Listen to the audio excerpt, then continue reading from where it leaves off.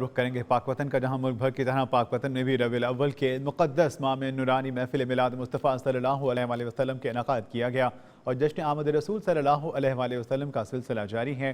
آئیے مزید تفصیلات جانیں پاک وطن سے محمد انوار المصطفیٰ کی اس رپورٹ میں۔ مرحبا، ماہ ربیع الاول میں ہر طرف روشنیاں ہی روشنیاں ہیں، اور روشنیاں کیوں نہ ہوں، اس شہنشاہ کی آمد ہے جس کے آنے سے ہر طرف اجالا ہی اجالا ہو گیا۔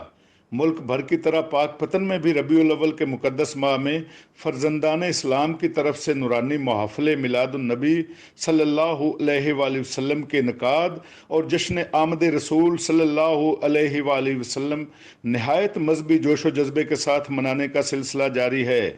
عاشقان مصطفیٰ صلی اللہ علیہ وآلہ وسلم نے مساجد، گلی محلوں اور بازاروں کو برقی کمکموں اور سبز جھنڈیوں سے سجا دیا ہے۔ 1444 سن ہجری 2022 کے اس 12 ربیع الاول شریف کے اس مقدس مہینے، جس کی 12ویں تاریخ کو نبی کریم صلی اللہ علیہ وسلم دنیا میں جلوہ گر ہوئے، آپ کی برکت سے اللہ تعالیٰ نے پوری انسانیت کو عزت عطا کی۔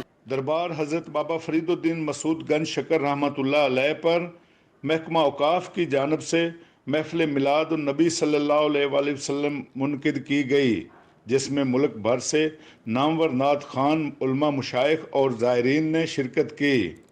اس موقع پر ڈپٹی کمشنر پاک وطن سید آصف حسین شاہ نے ایڈمنسٹریٹر اوقاف گوہر مصطفیٰ، مینیجر اوقاف نعمان سیفی کے ہمراہ زائرین میں تبرکات تقسیم کیے۔